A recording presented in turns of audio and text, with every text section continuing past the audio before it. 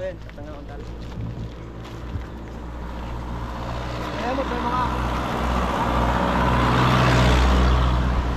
Dito po kami sa barangay ng Tanawan sa Real Quezon.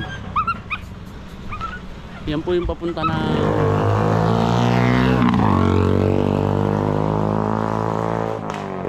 ito po yung papunta ng Real Infanta. Mga ilang kilometro na lang po ito. Wala pong 15 minutes na lang po siguro.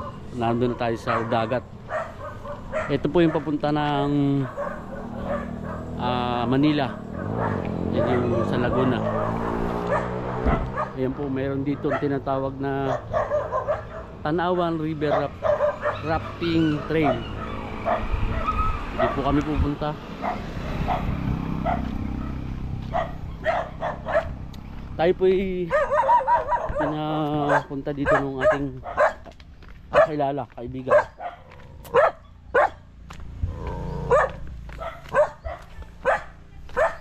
Meron pong mga inaalok na lupa na ang mumura lang po ng presyo. Ang asking po ay 35 pesos ang per square meter. Yan. At sabi nga daw ho ay makaninigisit.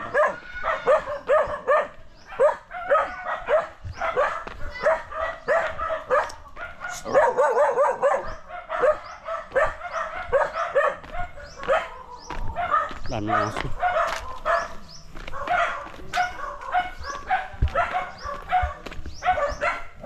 May kasama kasi kami aso.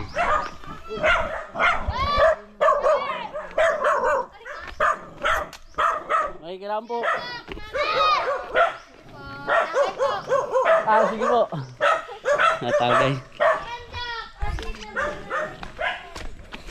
Ito po yung daan ng mga turista na ang tawag po dito yung rafting, river rafting trail. Yung nagpapa anod po sila sa ilog na mayroon pong balsa na mga salbabida. Yun po ang isa sa magandang pasyalan dito sa barangay ng Tanawan. Ang maganda ho nito, itong lugar na to, marami pong mga lupa na may mga titulo. Ito ho yung mga in-award sa tao at narilisan po ng titulo. Ang tawag ho dun sa titulo na yon ay yung OCT na CLOA. Ang CLOA po ay Certificate of Land Owners Award na para ibinigay ho ito sa mga nangalaga ng lupa, nagtanim na musisyon ng sa panahon na sila ay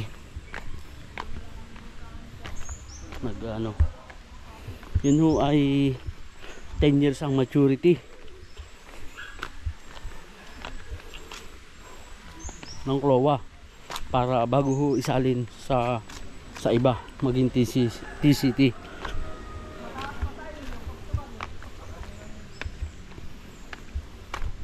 Ang good news po naman, matured na po ang mga CLOA dito kasi nireleasean po ito ay 1990 pa, 1993, so more than 20 years na. Pag atin pong binili, deed of sale at babayaran po ang capital gain tax, BIR. Yun po may mga sukat na, may mga muhon, may cadastral map po. I-release po ng DAR, Department of Agrarian Reform, mga agriculturalan po. Ito ho ay kinukuhanan lang ng DAR clearance. At yan ho naman ay may proseso din. At once na matured na yung isang klowa, talaga hong nare-release sa nandar.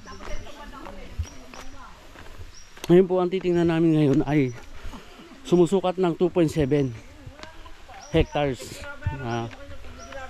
Ngayon ko pa lang po makikita ito. Tinuro po ito ng ating mga kakilala dito. At napakamura lang po nun para dyan sa ating mga kababayan na nasa abroad. At yung nandito rin po sa Pilipinas na gusto nyo po ng investment, kahit pa sa ngayon ay medyo may mga lakarin, kaya ho mura ang mga presyuhan.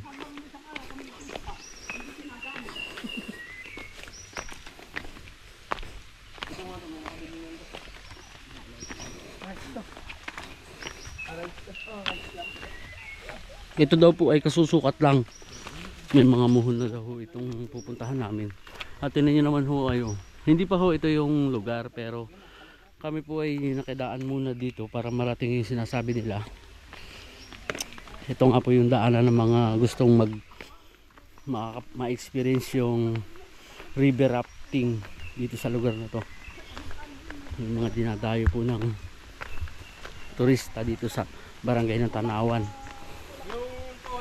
Hindi ko pa po na-check kung meron silang Facebook page.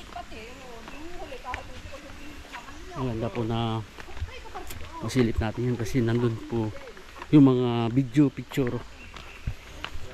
Pero kaya ho di kami dito dumaan dahil ito lang yung pinakamabilis na way.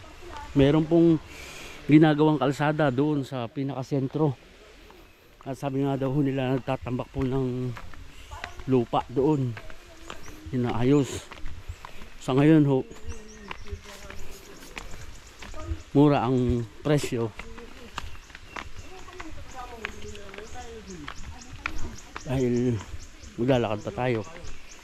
Kung magawa na po yung mga kalsada na yan, edi magtataasan na rin po yan para pong doon sa Bagong Silang.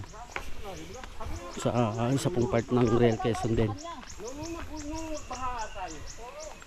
Ayan. Kaya ako binidyo na to para po makita nyo kung ano yung dinaanan namin magmula po sa National Highway hanggang dito. So kung mas humaba man yung video natin, gagawin kong 2 video na lang, yung gagawin ko 3. Tapos po yung link ng mga video nandyan po sa description para po pag gusto nyo mapanood yung buo na mula National Highway hanggang sa naglalakad po kami at hanggang makarating kami sa property, ay hindi na ho tayo magkakat ng madami sa video natin. Kasi kung ano po yung nakikita nyo, napapanood nyo, yun din ho yung lalakarin natin kapag po kayo ay nakagustong magbisita.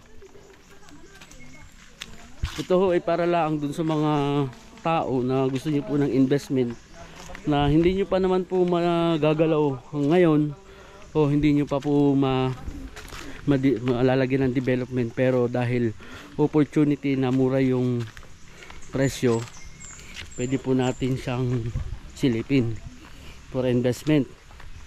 Dahil alam niyo po ang maganda sa ngayon dito, unang-una ho yung source ng tubig. Alam po natin at ramdam naman po natin talaga sa panahon ngayon, lalong-lalo na ho dyan sa Metro Manila, ay taghirap na ho sa tubig, summer at mainit ang panahon. Masakit na ho sa balat. Dito naman ho sa lugar na to, kahit papaano, kapag nasa ilalim ka ng mga punong kahoy na ganito, ay malamig pa ho. Kahit mainit ng panahon, pag nasa silong ka ng mga punong kahoy, malamig ho dito. May presko pang lugar. At sagana ho sa tubig, unlimited po yun. Marami po nagkukwento sa akin dito na maraming waterfalls ang lugar na to. Katulad din ho ng barangay ng Bagong Silang hanggang dun sa Marcos Highway, yung Marilaki. Ang isa ho sa napakagandang lugar talaga, yung Marilaki Highway. Ang problema lang po doon, marami pong lupa na hindi pa release ng DENR, protected area pa ho, na may restriction pagdating po sa Presidential Proclamation 1636 na ipinatupad po ng ating Pangulong Ferdinand Marcos. So sa ngayon, sinusundan ko lang ho sila kung saan kami ngayon pupunta sa 2.7 hectares na may titulo na matured na klowa, na ang presyo po ay 35 pesos. Pansinin niyo po to, isa po siyang creek na talagang buhay ang tubig. Dito ho, ang mga creek napakalilinis po siya, malinis.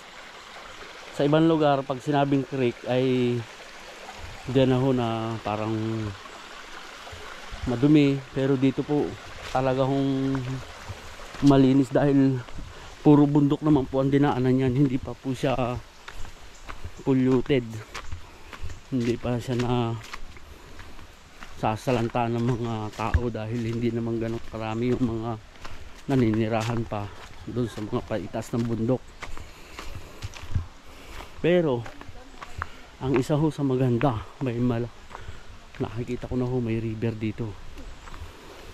Meron po dito yung Camp Aguila.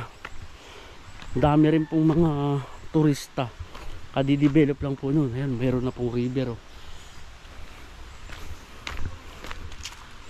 Yun po yung river. Dito naman po ay creek na napakalinom ng tubig. Tapos ito yung mga niyugan na to, ito ho'y may mga titulo na rin, yung mga narelisan nga ho ng klowa. Ayan, linaw. Ayun po, may river. Yan po siguro yung river rafting na pinagmamalaki ng barangay na to, yung sa Tanawan, Real Quezon.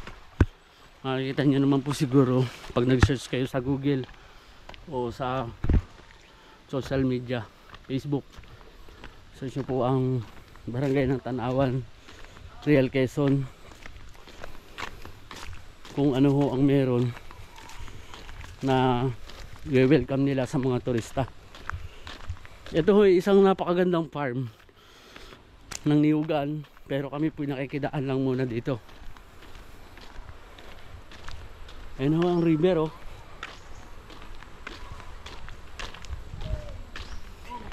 Makikiraan po. Ayan o, nagsabong na.